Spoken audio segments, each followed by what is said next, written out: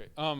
Well, it's my honor then to introduce our final speaker, Blake Ostler, whose work has already been referred to several times during the course of this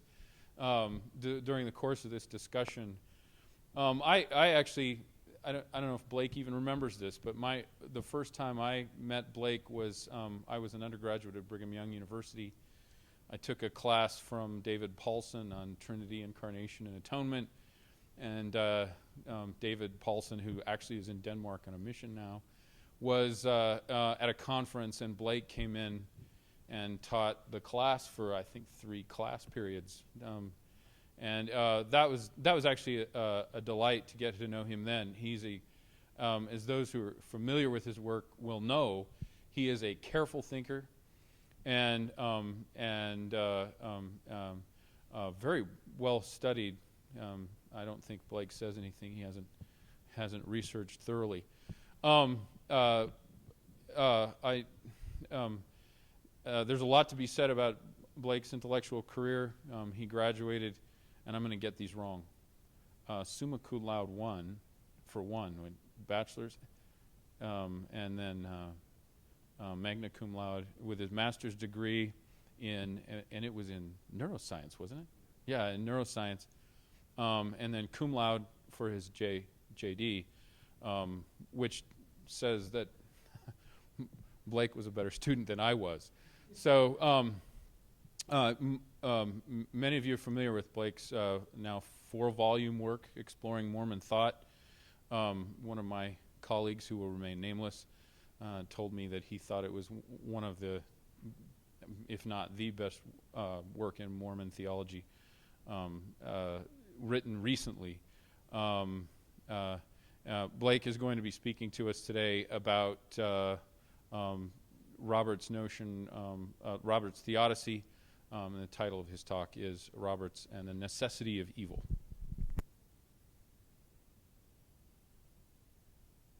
Appreciate that. I have some handouts in case somebody would like to come and assist me to just get these out. I think I'll have enough for everybody. I want to first talk about a little bit about the problem of evil and some anomalies that occur to me in Robert's work. But first I want to talk about the problem of evil. Roberts approaches the problem of evil in the abstract. He always calls it evil as a general category and never talks about any particular instances of evil. And in fact, he's just got a very short treatment of it. It was first published, by the way, this short treatment in the Deseret News as a philosophical kind of tome, and then he put it in as a chapter in the Truth, the Way, the Life, and he was building on concepts that he had earlier developed in a 70s course on theology, in the second year of the 70-year course on theology, and the third year and the fourth year.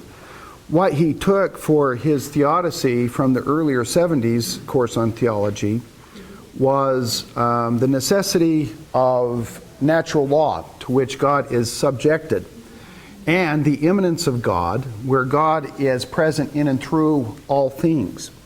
And I'm just going to make a couple of observations about all of that. The first thing that occurs to me is that he doesn't quote Mormon writers very often. I mean, if he's going to quote somebody, it's going to be some Harvard professor or, Professor Fisk. He's going to quote somebody who he thinks will validate what he says, where he could have quoted, for instance, the Pratt brothers from their writings, and he quotes them preciously rarely. And why that is, I think, is kind of interesting, because the Pratts had actually done something somewhat similar in developing a worldview that Roberts arrived at over time, and I don't think he was even aware that he was arriving at a similar view when he started to talk about immanence. So that's kind of interesting to me. The other thing that's interesting to me is in the modern discussion of the problem of evil, there are a number of different approaches: the logical approach, the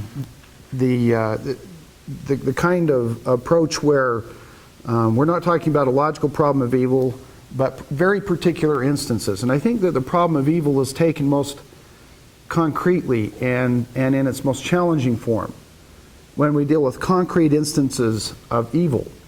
And so I think that in a sense, Roberts missed what the real how do I say, the gut-wrenching, drive the breath out of your lungs problem is that the problem of evil presents, and without dealing with that, to take it and abstract it the way that he does is to do a disservice, really, to the problem of evil.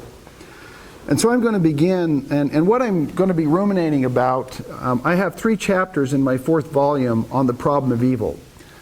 The first chapter looks at the problem of evil and how it's dealt with in current philosophical theology and philosophy, and with the advent of new atheism. How do we now talk about the problem of evil? And the real problem that arises for the classical tradition, if God truly is, as the classical tradition would have it, that he creates everything out of nothing, he controls everything that occurs, or could control everything that occurs, then I think, and if we say that we don't know what the reason is for allowing evil, but God has a reason for allowing virtually everything that occurs, because it amounts to a greater good. I think that we are bound to arrive at the conclusion, if we adopt those premises, that everything that occurs is divinely ordained because it's for the best. And there truly is no evil. And what the problem of evil becomes is an excuse for whatever occurs to make it not evil. And what it does is it eviscerates the real human experience of evil and fails to address it altogether. I'm going to talk about 2 instances of evil, with the third broad kind of evil. Most of you don't know this. The most ravaging disease that has ever existed is smallpox. In the last century, in the last decade of the 17th century alone, more than 100 million people died of smallpox worldwide in 1 decade.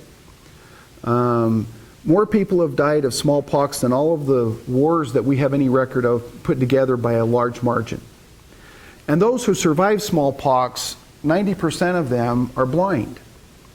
Most of you don't know anything about smallpox for a very good reason.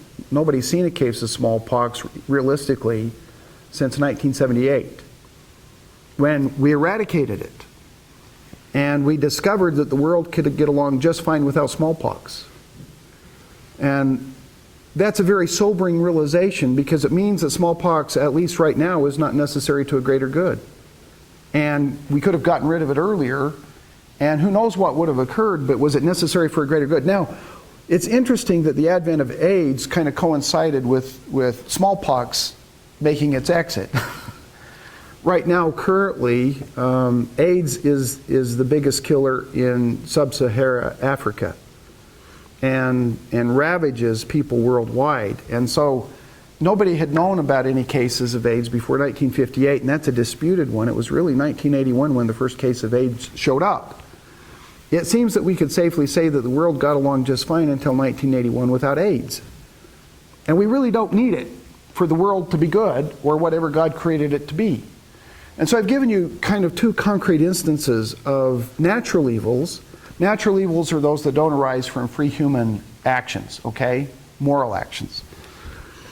And what that means is that the argument that everything that happens is all for the best, and that whatever exists is necessary, and it's not just necessary in a soft sense, like it would be a good thing if we had it. It's logically necessary. God couldn't possibly accomplish his purposes without it. And for an omnipotent being in this classical sense, what that means is it has to be logically necessary to whatever ends one has in mind, okay? So if the end, for instance, is soul building, if making people better than they otherwise would be, one wonders what we make of the fact that smallpox has been eradicated and there were no instances of AIDS before 1981. Clearly, these were not needed and are not needed. And so it seems to me that we have very concrete problems asserting that everything is all for the best or everything is essential to some greater good. It just doesn't make any sense to me. And I think that anybody who confronts this issue square on with the strongest arguments that can be given is going to see that the kind of responses that are given in the tradition are absolutely horrible. They don't work at all in my view. If what we're going to say is that God has his reasons and we just don't know about them, we're still saying virtually everything that occurs is all for the best, which means there's no evil at all, which means, and let's just take an example. I see a person who's toting a gun outside, and I see that he's got somebody in his sights, I can easily tackle him. And I think to myself, I'm not going to tackle this guy, because if he actually gets off a shot, that will all be for the best. Because otherwise God wouldn't allow it to happen. And if I'm adopting a classical worldview, I think I have to come to that conclusion. And so everything that occurs can be justified. And any approach to the problem of evil that has that result, I believe, has failed to understand human experience in a vast way. Roberts understood, I think, clearly that we couldn't simply say that there's no such thing as evil, or that everything is for the better good. The other thing that I really want to observe, however, is that there are instances of evil that, as I said earlier, I think rip our guts out. They are so impervious to believing that a good being with the kind of power that God has would simply stand by and watch it happen, that I mean, how to make sense of it at all, even how to begin to give meaning to these experiences. I'm going to mention two, one I know about, but I didn't know the people involved personally. Rachel Runyon, in 1983, was in a park in Sunset, Utah. A gentleman showed up, offered her some candy, took her away. Her body, after a very large manhunt, was discovered 10 days later. She had been raped and brutally bludgeoned to death. She was 4 years old. We now get Amber Alerts, but they were first called Rachel Alerts because they were at first named after Rachel Runyon. Rachel happened to be the exact same age as my oldest daughter, so when this event occurred, not only did I take notice, I could put myself in the place of the parents. She only had a single mother at the time, and I can't even as a couple, I can't imagine enduring something like that. But as a single mother, it must have been so absolutely excruciating to go through. And how a being that has the power to stop that kind of activity can stand by and watch it occur without stopping it on the spot, because you and I would all agree that any person who were present when Rachel was being bludgeoned, who had the power to stop the individual from doing it, and could do so without danger to themselves, would be an evil person on the magnitude that's difficult to imagine if they didn't do so. Every single one of us would make the very same decision. We would intervene. Every single time. And I don't think that we would dare make a different moral judgment. This is an instance of a horrendous moral evil. And it ought to wrench us a little bit. It ought to make us stop and catch our breath, because we can't quite get it when we face it square on. The next instance I'm going to tell you about is, I have a very good friend. He and his wife had just barely become active in the LDS church again, and their neighbor had taken their children to church and then come home. The children had gone inside, changed their clothes, and ran back out. It's a 6-year-old boy and a 4-year-old girl. And as they ran past the neighbor's house that had just brought them home from church, the SUV that they rode in began to roll backwards. It had been sitting there stationary for an hour or so, and for some inexplicable reason began to roll backwards at that moment, and there was some slope to the driveway. The 6-year-old brother saw that his sister was right in the path of the car, and in fact she got caught under the car as it slowed, and it slowly began to roll and began to speed up. And he tried to stop the car from rolling over her, but was unable to do so. And he watched as the car slowly rolled over her and crushed her. My friend has since gone through divorce. His son is a psychological mess, is the best way to put it. He never has recuperated, and has been, for years, he was in a catatonic state. He's now in a semi-catatonic state.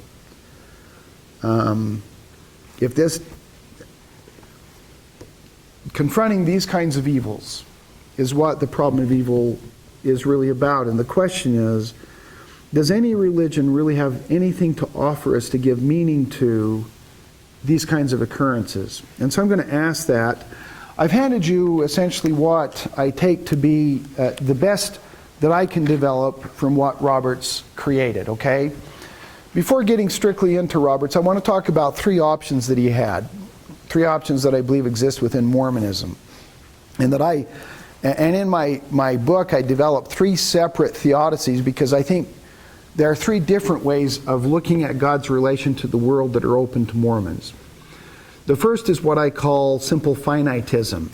God is after natural law, he is after the world, and he cannot control what happens in the world because he is simply subject to natural laws. We could think of it, I sometimes call this the science fiction approach.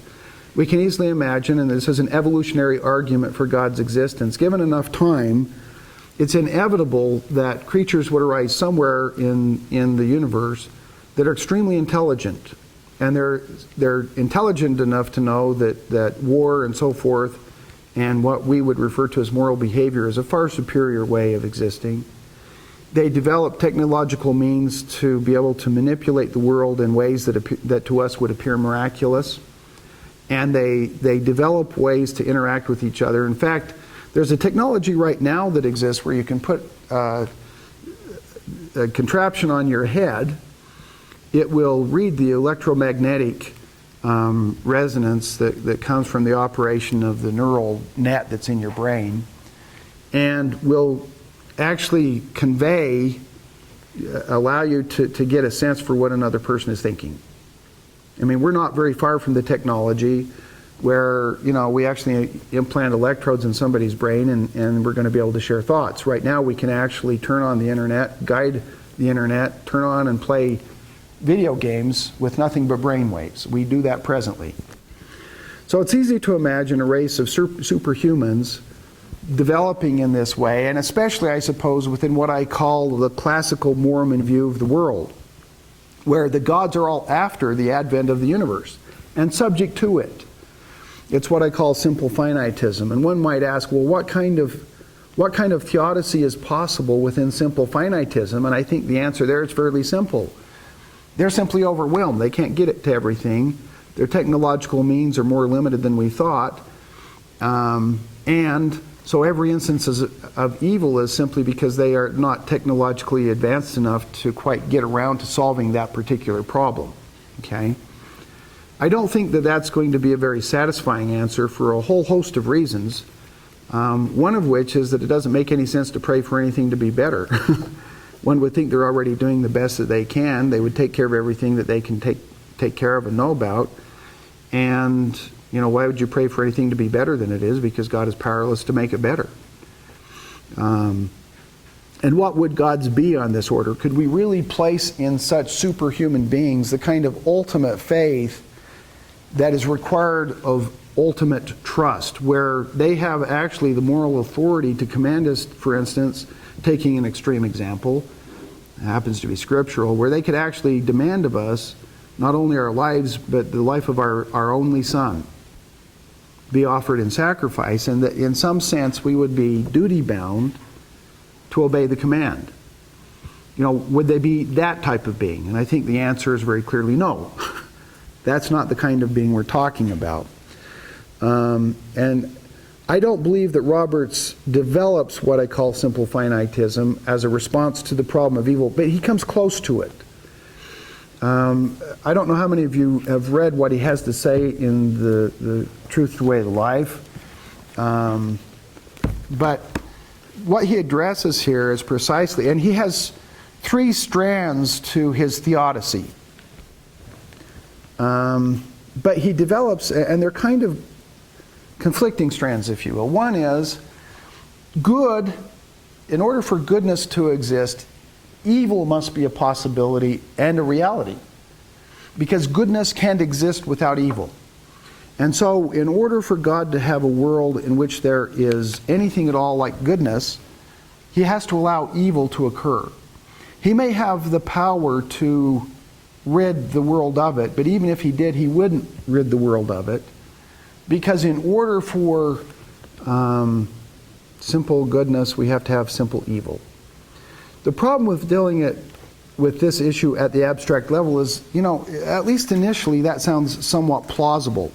And he relies on the statement of Lehi in the Book of Mormon of opposition in all things. And he takes this to be an ontological assertion. That is, it's not merely the case that we couldn't appreciate and know about the fact of what is good unless we could contrast it to know about what isn't good. So, for instance, there may be an actual evil that isn't embedded into the world as an ontological fact, but it's allowed to exist because I otherwise am not going to be able to appreciate what I might otherwise appreciate. And so the purpose of it isn't that it's eternally built into the world. The purpose is for my benefit, so that I can come to realize something that otherwise I won't realize. These are two very different strands of theodicy. Roberts is saying both of them at once. Both the ontological fact of evil that is embedded into reality, and I have to have the possibility and the reality of evil in my life in order for me to appreciate the fact that there is evil. And the problem I find with that is that they don't really seem to be the same. It's not the fact, one would suggest that God allows evil to occur for my benefit, so that I can appreciate what otherwise I won't. The other is saying God can't do anything about it. It's built into the world. And so, if you've got natural laws and things that require evil, and God is subject to natural laws, he can't do anything about it. He's too limited in power to ameliorate the world. And so, what Roberts is saying, that he doesn't seem to realize, however, that these are two different theodicies. These are two different ways of explaining why evil exists. Because one is in the nature of a soul-building theodicy. Evil exists for our benefit. The other is in the nature of what I would call an ontological theodicy. That is, ontology is the theory of being. Okay? Ontology says this is what is. It's what exists. And this is the way in which it exists. And if something exists of necessity, the world couldn't fail to exist. Let's say the world is necessary. The world couldn't fail to exist. There's no way, no possible way that there would not be a world. If we exist of a necessity, it's impossible for us to not exist. Those are ontological issues. If what Roberts is saying is that it's impossible for evil to not exist, then obviously God can't do anything about it, because it's like he says elsewhere, God couldn't create a valley without having two mountains on the side. He couldn't create a circle that wasn't round, those kinds of things. Well, those are logical definitions, and they're distinct from ontological issues, but the bottom line is Roberts is arguing both it's built in and God permits it for our good. And I think those are two inconsistent ways of approaching the world. However, he takes Lehi to be making an ontological assertion that there must be opposition in all things. And I'm just going to read a little bit of what he says to drive it home. Opposite physical forces are seen in attraction and repulsion. The centripetal and the centrifugal forces, the action and reaction of which holds the world in balance. In chemistry, the composing and decomposing of substances. In electricity, the positive and negative forces. And in the whole universe is to be seen what is called the antinomy, or opposites of light and darkness, movement and repose, energy and matter, heat and cold, life and death, the one and the multiple. In the moral order, good and evil, joy and sorrow, courage and cowardice, righteousness and wickedness. And then he quotes Lehi to establish that these things are built into the world. They are simply given with the way the world has to be, because they're antinomies that have to exist. Most of you probably haven't read Kant, but Kant develops these antinomies of reason. What he's saying is there are these ontological opposites. One requires the other.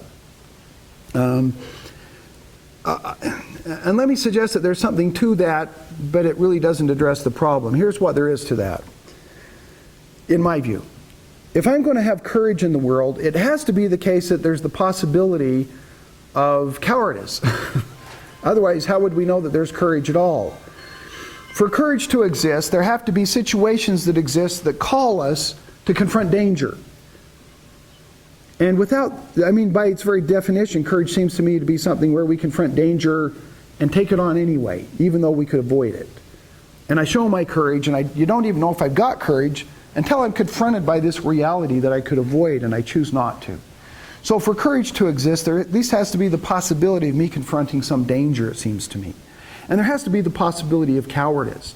So at least with this particular virtue, I think it's true that they're opposites and they require each other. But I don't think that the kinds of evils that I've addressed, the particular evils that I've addressed, are built into the world. And that's why I've given you the very concrete examples of instances of evil that I have. So for instance, is AIDS necessary to the world? Is it necessary that the world have AIDS if it's going to have goodness? Clearly not. Is it necessary that Rachel Runyon be kidnapped and murdered in order for the world to carry on the way that it is and have goodness in it? And I think the answer to that is obviously and clearly not. So however far this explanation takes us in the abstract, in my view, it does nothing to address the concrete instances of evil that we confront in real life. However, Roberts also has a second strand, and that's, he says, evil is among the eternal things. So what is evil? He says, and I'm going to quote him, evil is not a created quality. It has always existed as the background of good. It is as eternal as goodness. It is as eternal as law. It is as eternal as the agency of intelligences. Sin, which is active evil, is transgression of law. And so long as the agency of intelligences and law have existed, the possibility of transgression of law has existed. And as the agency of intelligences and the law have eternally existed, so too, evil has existed eternally, either potentially or active, and will always so exist. So here's what I take him to be saying, which dovetails, I think, with what Jim was addressing. We have these intelligences, and here he's clearly conceiving of eternal intelligence having eternal freedom and having eternal moral qualities as individuals. And he's saying that given the fact that we have these eternal individuals who are free to act, free to make choices, there's also a law which defines what is good and what is evil. And whenever an intelligence acts, this law defines whether that act is good or evil, and there's always the possibility with these intelligences of doing something evil. So moral evil is fully explained by the fact that intelligence exists, their agency is built into the world, and so the possibility of evil is built into the world. But here's the problem. It's the mere possibility of evil that's built into the world and not evil itself. Okay? Let me tell you what the concrete problem with that is from my perspective. Let's go back to Rachel Runyon at the time she's being bludgeoned. The person there had free will. He had moral qualities. There was in fact an eternal law that obtained, which defined that what this person was doing was horrendously evil beyond belief. But so what? God could have stopped that from happening at will any time. Let me tell you how. I assume that God has the ability to cause aneurysms if he wants in one's brain. It's a very easy thing to do. I could just cause a little tiny blood clot. That would have stopped him in his tracks. He would have just not been able to do what he was doing. If God doesn't have the ability to stop a person from bludgeoning a little girl, then he has less power than a human being who would be present. Because I would expect that a man of normal strength would be able to intervene and stop what was occurring. And if God doesn't have that kind of power, what kind of God are we talking about? So what I want to recognize there's something to what Robert says, but when I get to concrete instances of evil, it doesn't have any traction at all for me. Because it leaves me with a deity that is either so powerless that in this concrete instance it has no explanatory power at all, unless God is so powerless that he's so wimpy, it's not the kind of being I would turn to for my salvation.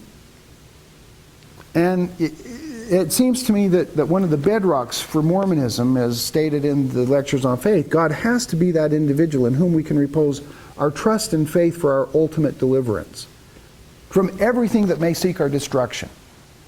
If God isn't that kind of being, then we have maybe a demigod. Maybe we have a superhuman on the order of the kind of finitism, simple finitism that I was addressing earlier.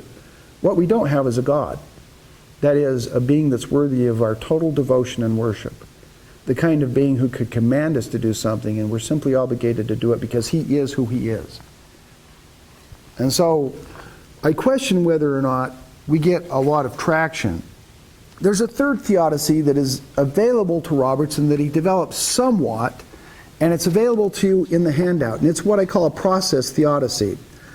Now, in process thought, let me give you some background, and this is what develops, Roberts only hints at this, but it arises out of immanence and God's immanence in the world, and that is this. Every aspect of reality is already in relation to God because God is present to it immediately. And when I say immediately, it's not like it's mediated to him by some sense. In other words, God doesn't have to rely on his fingers to feel what's happening in the table. He's already present to it immediately. There's not this kind of mediatorial, does God get it right or not, because his knowledge would be no more sure than the mediator on which he has to rely for his knowledge. And so Roberts makes the point in the fourth year of the 70s course on theology, and really Roberts is very astute in all of this, that God has to be already present to these things for his knowledge. And this immanence is the basis for his omnipresent power to all things, and also the basis for his knowledge of all things, because his light, his spirit, his intelligence pervades and is already in and through all things. And we had a discussion earlier today about immanence, right? And what Roberts meant by immanence, didn't we? Right? Didn't Grant Underwood discuss immanence? Sort of. Oh, well then. Talked a little bit about imminence when he was Oh, okay. Well, he missed an opportunity. Anyway, so in process thought, and this is probably best done, do we have anything to write with over here? You have any magic markers or anything? Because if we do, it's a lot easier for me to explain, okay?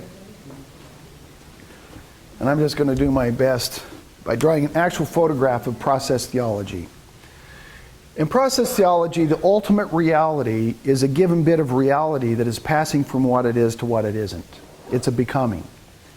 And Whitehead, who developed process thought, though there were process thinkers long before Whitehead, one of which was probably Orson Pratt, he developed process thought based upon his knowledge of quantum mechanics at the time, where he realized that we really don't have bits and particles of reality. What we have are events. Reality is based upon events. And so we have what he would call an actual occasion. And each actual occasion is just a momentary becoming. It exists at a time, and then it passes out of existence so that it's not there anymore after that moment. However, in its destruction is a new moment. And what we have is a new event that is the successor of this event. However, it's not simply this event. All other realities in the universe are acting to a greater or lesser degree on this event. And then in the next moment, there is, and it's hard to talk about this in non-human terms, so I'm not going to try to. I would if we had more time. There's a moment of what I'm going to call decision here. It's not really decision. Of selection. Creativity is the ultimate, by the way. In this philosophy, creativity is the ultimate. And there's a moment of creativity here, a moment of selection where all of these impinging influences on this moment of reality, it selects what will be included. So you've got these various influences, and some of them get included and some of them don't. They're all present in the prior moment, but it doesn't include everything. And the primary influence is God's initial aim, okay? God's initial aim is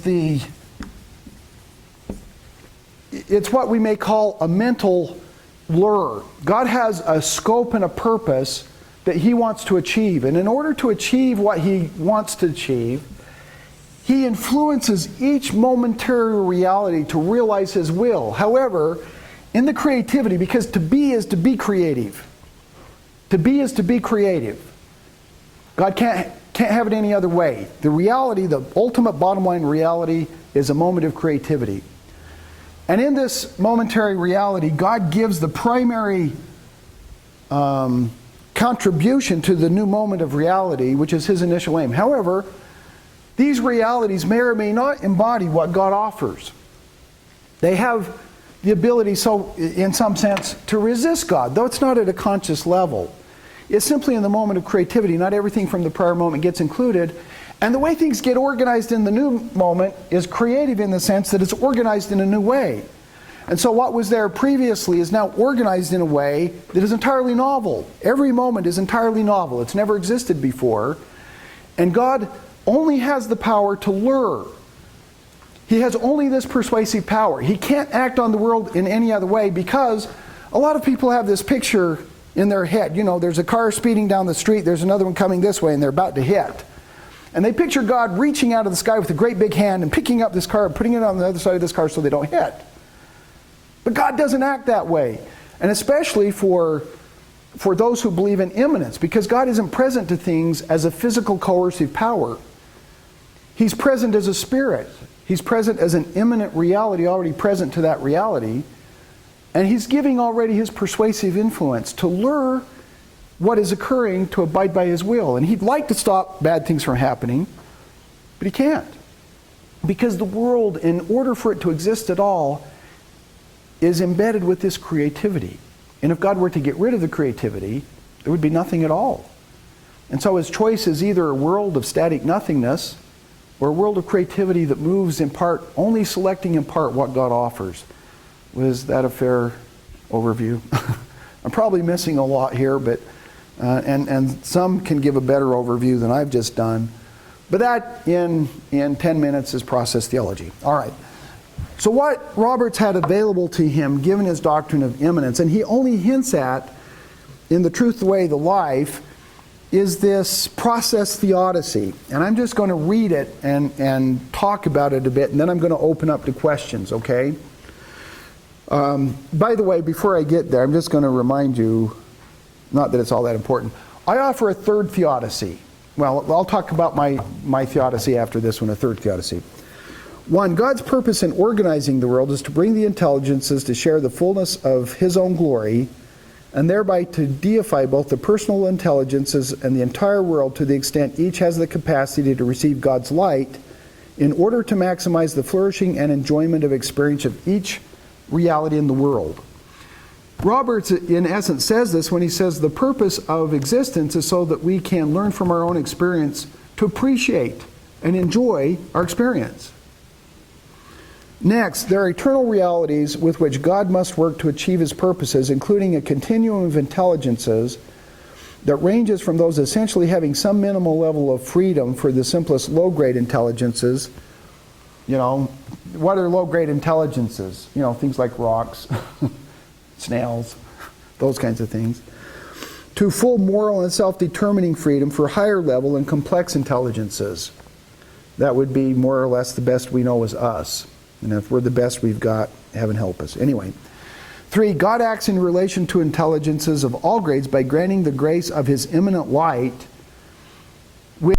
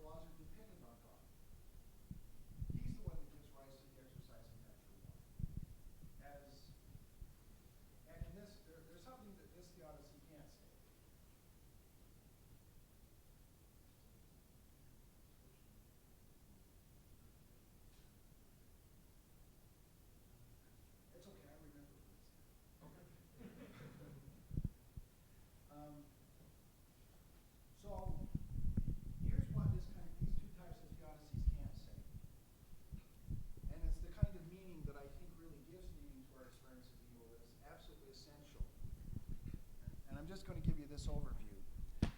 I deeply believe that human beings are meaning-creating machines, and that one of the primary functions of religion is to give us a way of viewing the world so that we can make sense of our experience within it in a way that we make sense of our relationship to God, to each other, and what's happening to us in the world, so that we make sense of our experience. And a religion in which, can't explain even the most basic realities that we're experiencing would seem to leave us with a kind of chaotic mystery about what our life's purpose is. What are we here for? I don't know, but whatever God's up to, I hope it's good. What I think most people want to say, and what the third Theodicy would allow, and I develop it at great length, is the world is set up in such a way as to give us opportunities to learn the lessons that we came here to learn. Each person has a different purpose of what they came here to learn. But God ensures that we confront the kinds of experiences that will give us the opportunity to grow. He doesn't ensure our growth. But if we don't learn from the first experience, it'll come around again. Okay? Have you ever noticed that people who have issues, the issues tend to get larger and larger and larger until they learn that they've got an issue and get over it?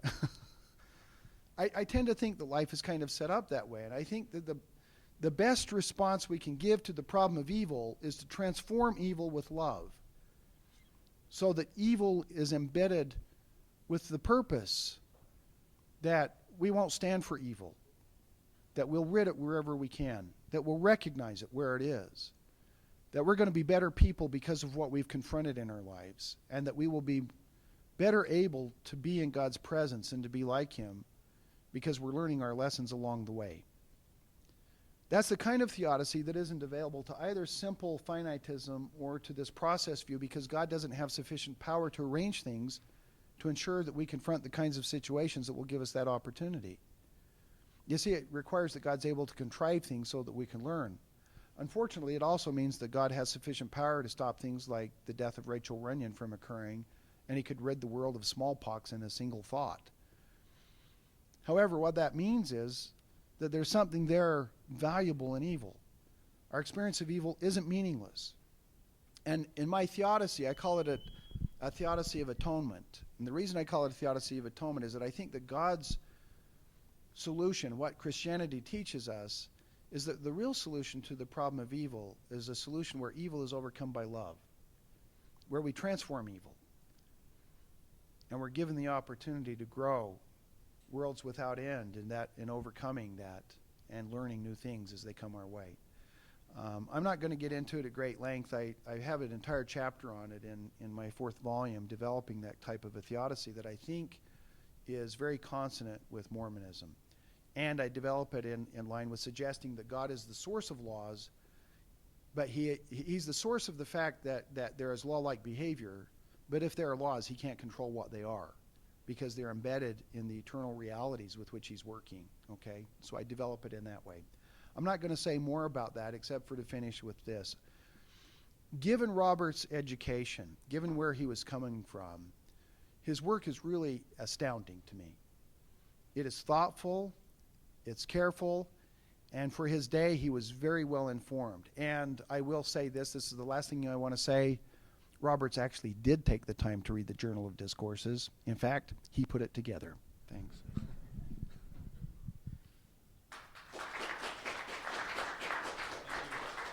Thank you, Blake. We're going to have to do this a little bit different because for some reason the mic that the speaker has stopped working. It's on. I don't know what the deal is. So I'm going to have to pass this. We're going to have to do this back and forth thing. Or you could have people come up there. Oh yeah, we could do that. Would you?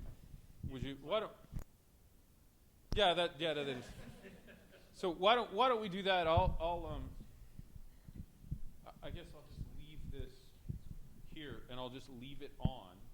And if you want to come ask a question, you're free to do so. And then the mic's right here, and it's right next to Blake, and you can answer your question. Sure. And this is a very concrete instance of courage, because you're actually going to have to confront some discomfort in order to develop it. And it's going to take some courage to get up here. So. And unlike before, you will be on camera now. So.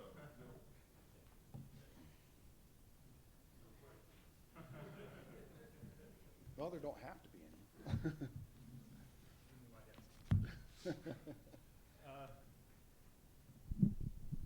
I don't know that you're altogether fair to Roberts in that section. It's a very short section. There are some unfortunate places in the section, one where he talks about dualism, and doesn't see that what he's doing is not necessarily a dualism. He almost falls into this trap that where you have good and evil is eternally real. But he also, as you say, he sees that evil is a possibility, and then so therefore it doesn't have to be ontologically real. It is mere what's ontological about it is the possibility of evil is ontologically real, which I think he would have, and I think he could answer your questions if he developed more of an eschatology in this section than he does, and he really doesn't, because you get it in Whitsoe and Brigham Young, with the idea that evil just doesn't work. That sooner or later, the fellow who murders the young girl is going to be recycled, or he's denying the relationality of the world that you lay out there in process theology, and that denying that we exist by our relations to others, which is one way to read 2 Nephi chapter 2, is the fact that just evil is self-defeating. And in that sense, Roberts gets it when he has evil as a kind of a shadow of good, a possibility that arises with good, and then eventually, if he would have paid more attention to Brigham Young, Whitsoe did, that just isn't going to work. It's going to be destroyed. Yeah, I mean, you're probably right that if Roberts were here, he could do a better job developing what he thought than I have done. And what really did he have available to him as a response to the kinds of problems I have? I don't think he made the kinds of distinctions I make. I mean, he wasn't making a distinction between an ontological and an epistemological reality. He just didn't have the kind of philosophical background and sophistication to really address those kinds of issues, and it wouldn't have made any sense to the people that were in the priesthood quorums if he did. So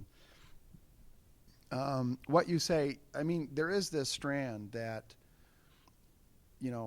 wickedness never was happiness, and pretty soon we're going to figure it out. But what I want to say is that, and I think Roberts realizes this, the real solution in 2 Nephi 2 is that evil actually is overcome, and it's overcome by the atonement.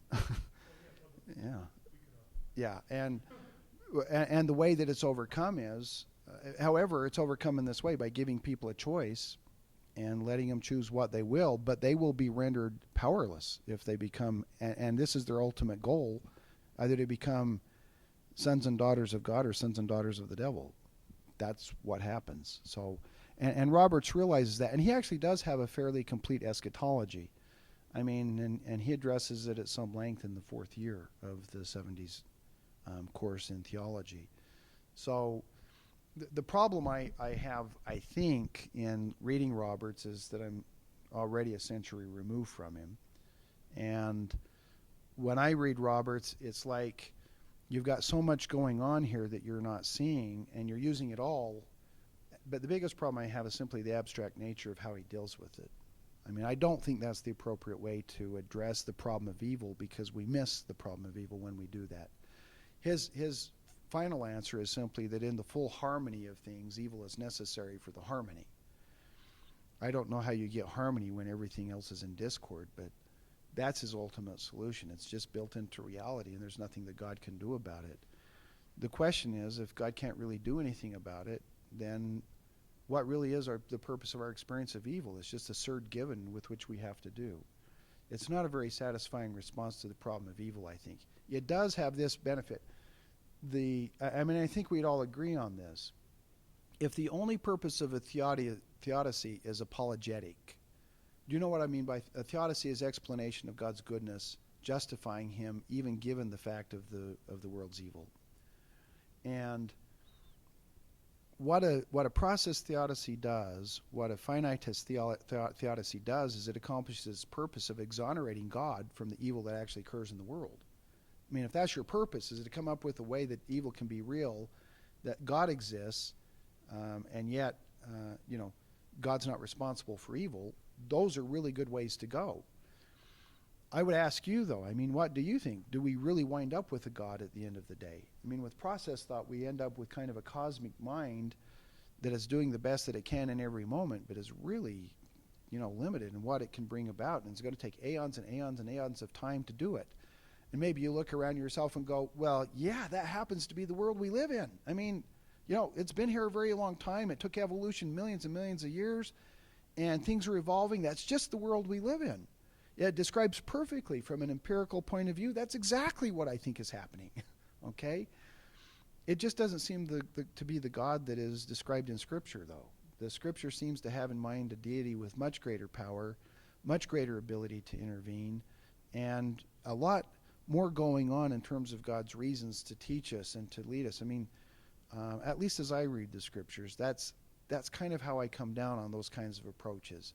They're open possibilities for me. I mean, I'm open to the possibility. I'm less open to a finitist only kind of explanation.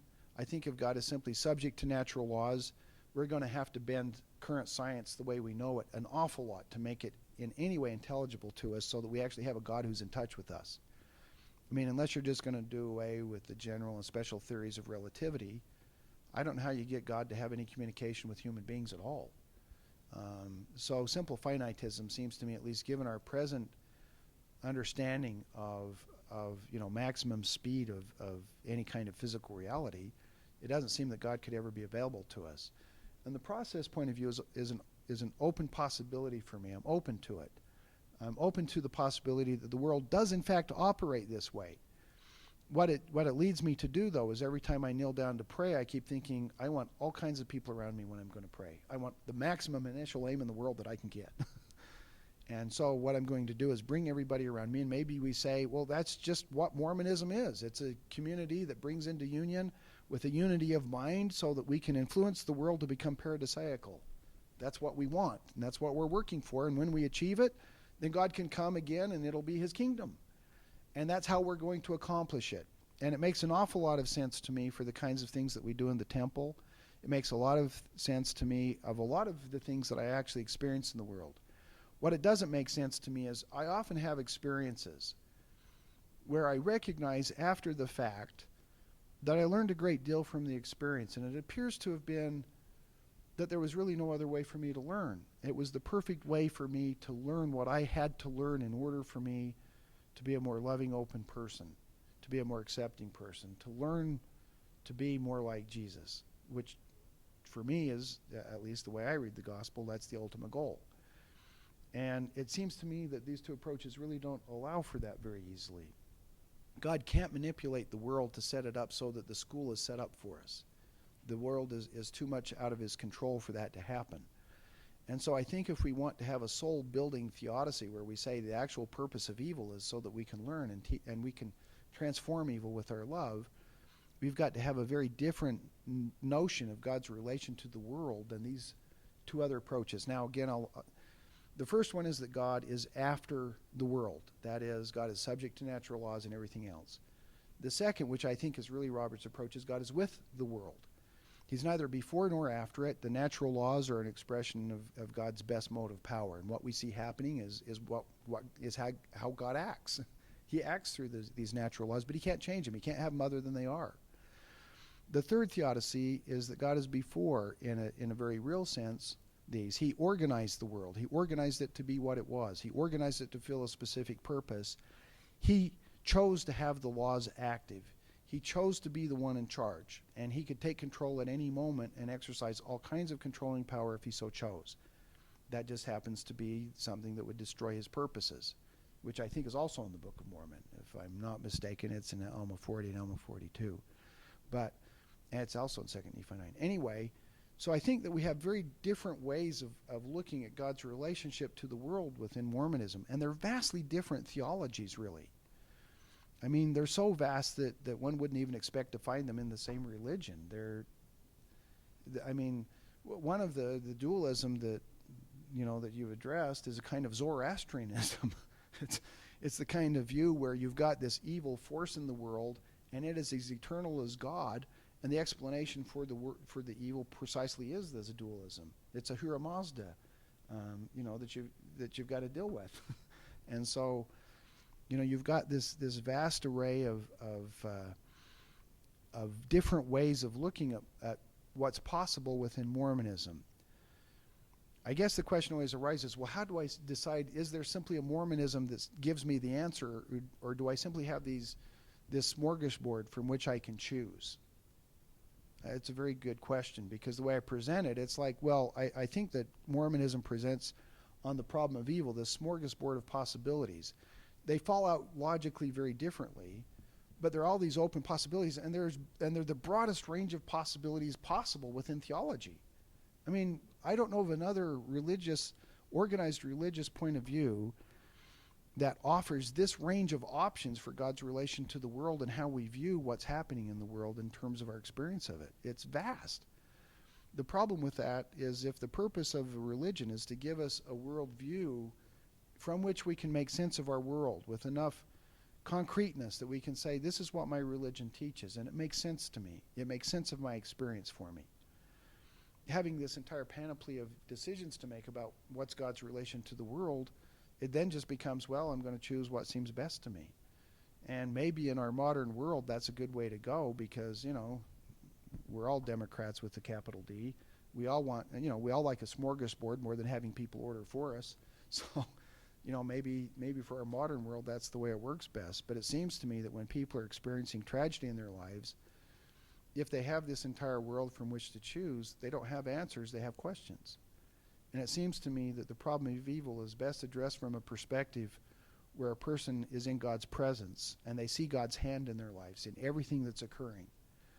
This is what I often find among Mormons. They often take the preexistence to be a partial explanation for what occurs in the world in this sense. This child with all of these challenges came to me, chose me, so that I could learn. They are, in essence, a savior on Mount Zion for me. And what this person is experiencing in the total scheme of things fits into this notion. I know that we had an agreement before we came here that this person would be my teacher. It gets placed into this perspective of God is arranging the world for me so that I'm actually his student, and I can either get it or not. That seems to be what most Mormons actually do with their experience of evil. And my view is that if what happens is we confront evil and we're just left in absolute mystery. We believe in God, but that just makes it worse, because I believe that God is sitting on the side watching me as I suffer. And he's doing nothing about it. My suffering is excruciating. It's even worse now that I believe in God, because I don't believe he's on my side, and I wonder how I can trust him, given what I'm going through. I don't have any way of explaining what God is up to. He's a total mystery to me, and he seems to be evil. That seems to be the worst way of approaching evil to me. If that's what we're actually left with because we have this smorgasbord, then I just don't think it's very helpful to us at all. Just, a personal point of view. Any other questions? It seems that the person in the pew, that their experience is not so philosophical, but it's more they see a situation where God intervenes, and they feel that intervention, and the child is found, the disease is healed, whatever things are overcome. Situation next door, the child dies, they're not found, the murder occurs. It seems that that's the difficulty of trying to reconcile what set of circumstances is their intervention in one case, and what's the circumstance where the intervention doesn't occur in the next.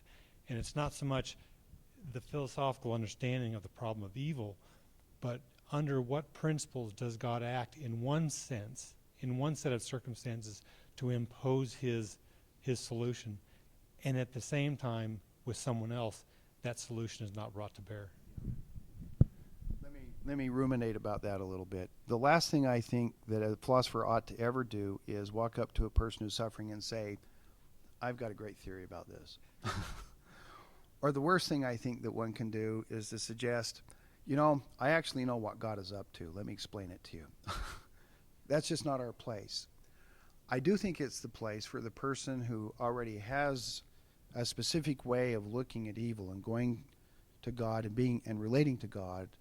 And I think that the question, why? What's going on here? Is a very good question. I wouldn't dare ask that question about what anybody else is experiencing. It's not for me.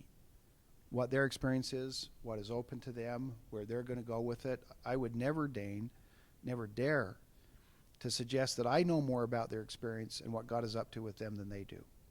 I mean, that would be foolish. And for anybody to suggest that they actually know God's reasons, that's the height of not merely foolishness, that's stupidity.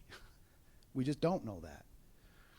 But what we do know are the deliverances to our hearts and minds in the hour of our crucible. And the answer that I get may not be a universal answer for everybody. I mean, we've all been through these, every single one of us. This is not something that is simply a philosophical abstract the way that Roberts approached it. The most meaningful way of approaching theodicy, I think, is to say, look, everybody has an individualized relationship with God. And what God is up with you is between you and God. And what he's up to you, with you may be very different than what he's up to with me. For instance, the person who's born in Papua New Guinea in, say, about 1000 BC, their purpose could not have been to learn all about the gospel, become more like Christ, and conform themselves to the gospel in every way. Because they didn't know anything about it. And so the purpose of that person's life couldn't be defined in the same way that I believe my purpose in life is defined. Can't be possibly. What we're up to here is individualized. It's different. And only we can be the authority, I think, on what evil means for us. However, here's what I think is actually happening. It is up to us. God will not create the meaning of our lives for us. This is very different. Jean-Paul Sartre said famously that existence precedes essence. And what he means by that is there's not a ready-made person, a ready-made plan, a ready-made life for us before we get there. Our purpose is not something that God creates for us because it's something he can't create for us. Only we can decide what the purpose of our lives is. Only we are the ones in the crucible of our suffering, in the crucible of the challenge that we face. Only we can give the meaning to that experience in relationship with God. Only we can decide what the purpose of that experience is. And it's in the experiencing of it and in the confronting of it that we create the meaning of our experience in relationship to what we experience. And if we fail to create the meaning, it's the worst suffering of all. I'm sure you've all read Viktor Frankl and Man's Search for Meaning. I truly believe this. A person who has a why can suffer anything, and it will be much less painful. A person who has a reason will get through things in a way that others who don't have any reason won't and can't. A person whose life is a passionate mission to accomplish something valuable has a meaning in life that others may be only drifting about in theirs.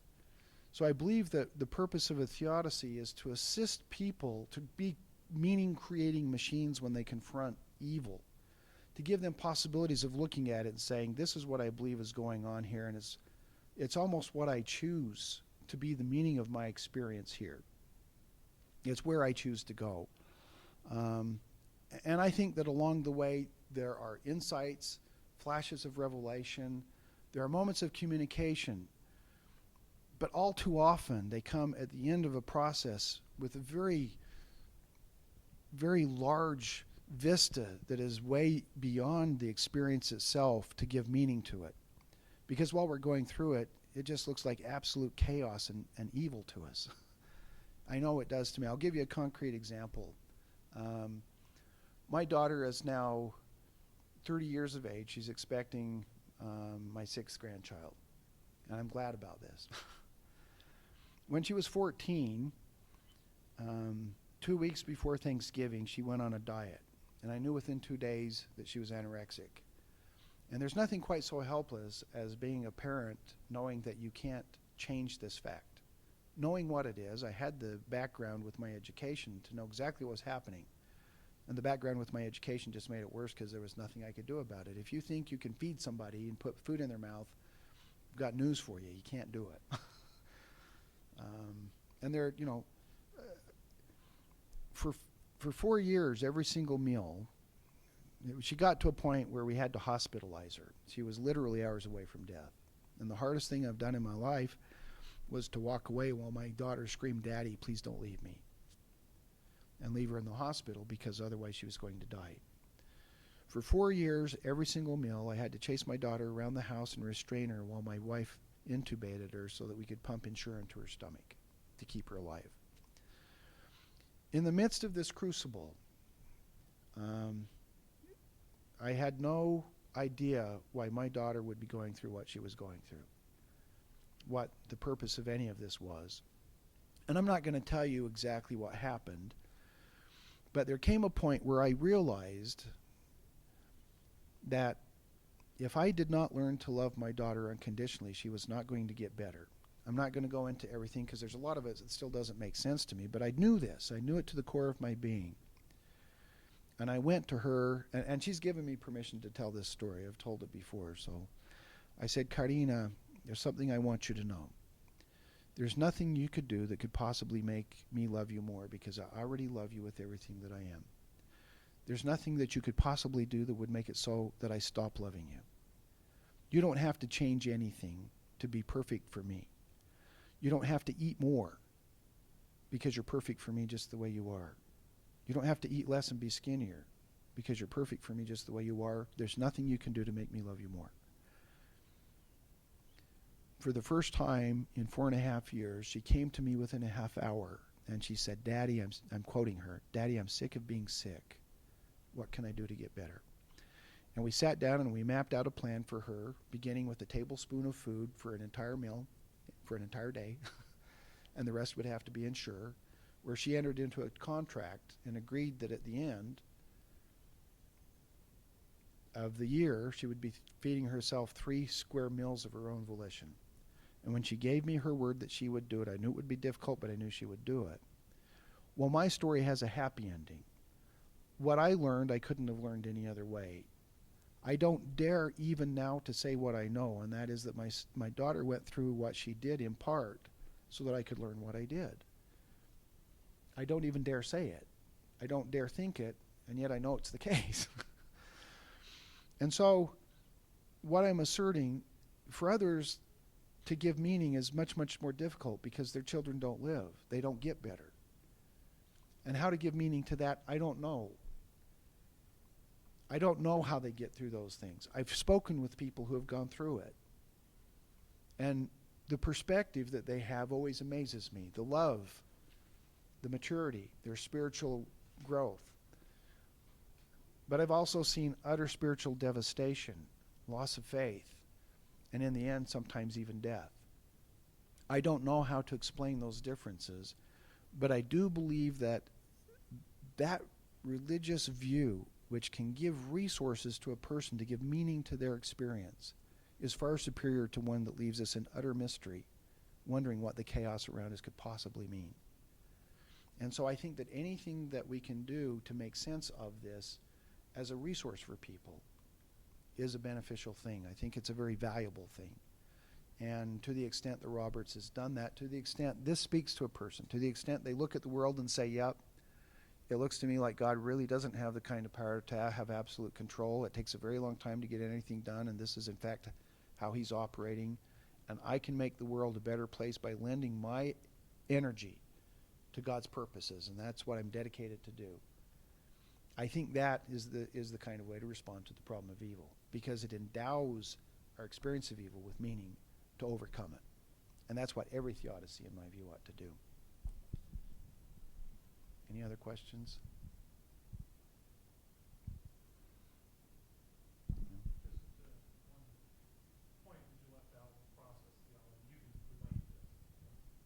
Yeah, come up here and teach us.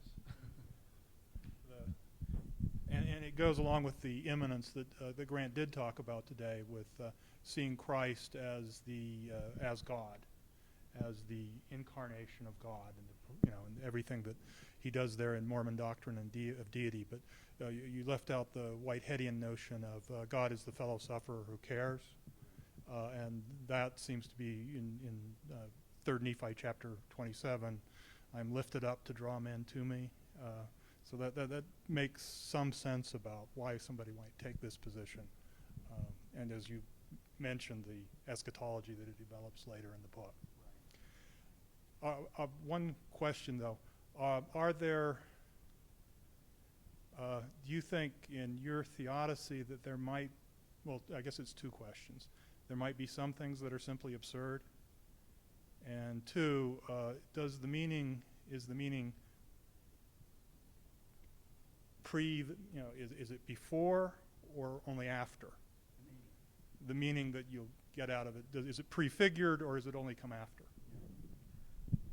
I think it's both. I think that God has a purpose for us, and I believe his purpose for us is to draw us to be in relationship with each of the members of the Godhead as they relate to one another in perfect love.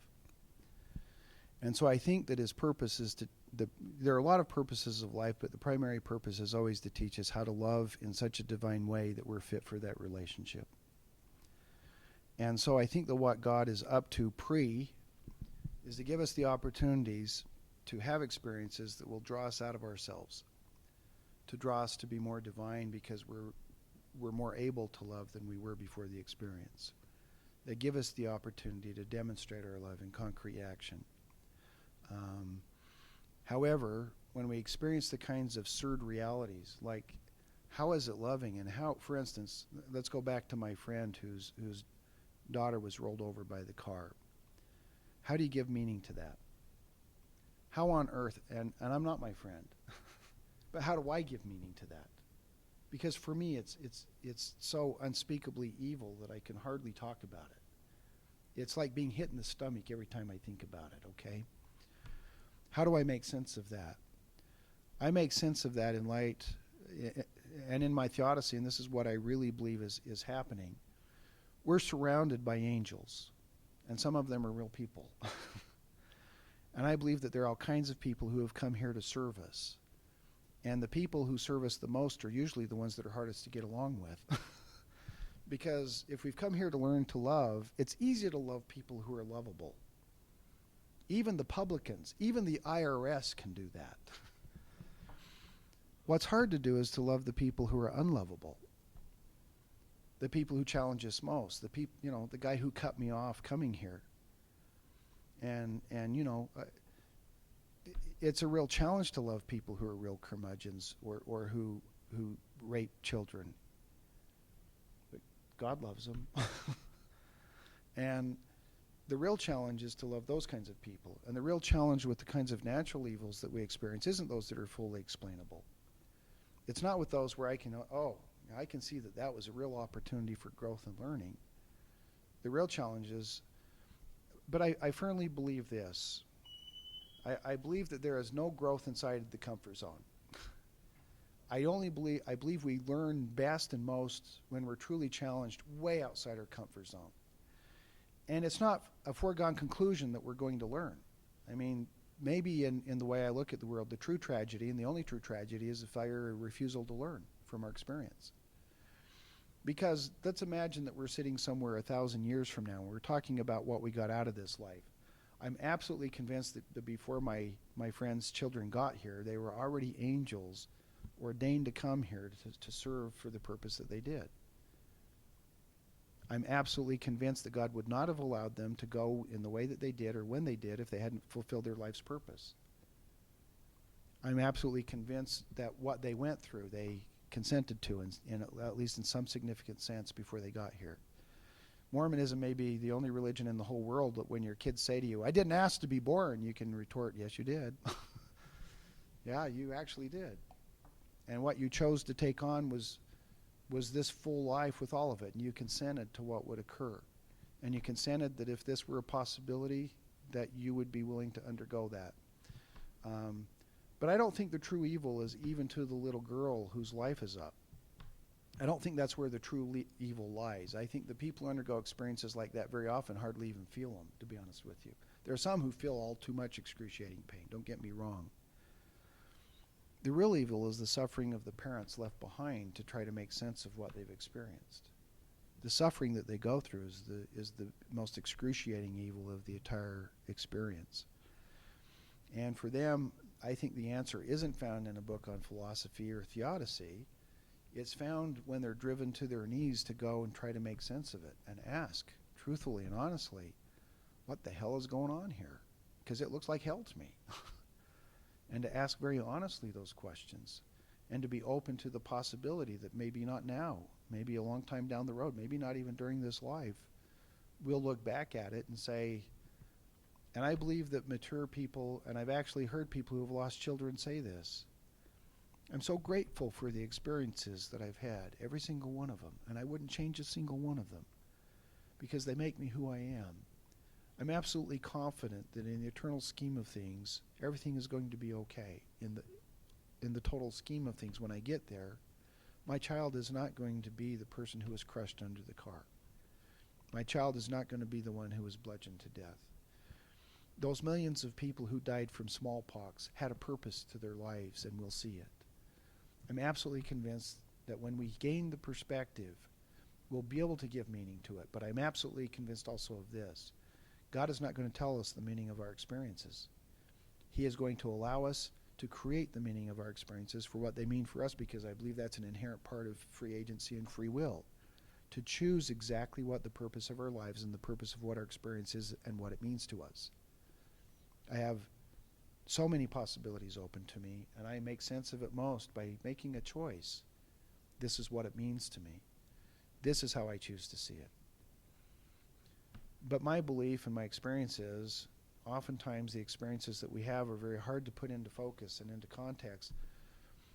Oftentimes it takes years and sometimes an entire lifetime to put things into such a context where we are in gratitude for virtually everything that we experience. But I'm convinced that those who gain that kind of spiritual perspective benefit from it. That's the ultimate for me. And I believe someday, and it's inevitable. If you believe in an afterlife, it's absolutely inevitable. There will be a time 1,000,000 years from now, and you and I may be sitting down together somewhere doing whatever such celestial, eternal beings do. Hopefully we're celestial. And we say, man, wasn't that a ride? Wasn't that a great life? Wasn't that the most amazing thing? I'm so glad I had that experience. And if we can say that in the ultimate scheme of things, then I think we've said something really remarkable. If at the end of the day what we actually believe is everything we experience is for nothing at all, it's all going to end in the whimper of dust when our bodies disintegrate into nothingness, that at the end of the day nothing really has purpose at all, and trying to give it purpose is simply to conjure up for ourselves a fantasy that we ought not be engaging in because it's not hard-headed and it's not very logical. At the end of the day, I think that those people have a lot less to gain from their experience, even if they might be right. That's how I see it. Is that enough?